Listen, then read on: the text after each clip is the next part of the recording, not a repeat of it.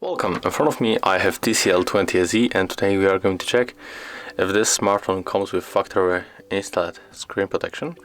So let's zoom in a little bit and let's see how it looks. So take a look on the screen.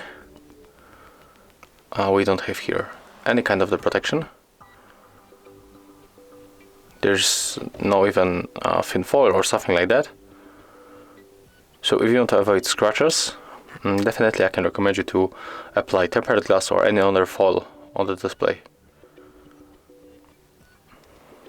But the good point that the smartphone comes with clear case,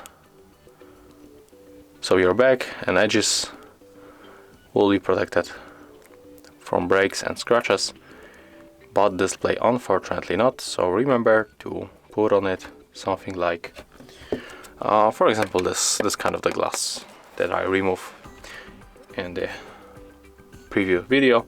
And if you want to know how to apply tempered glass on the display in the smartphone, just check our YouTube channel. So as you can see, this smartphone doesn't comes with factory installed tempered glass, I mean screen protection like foil.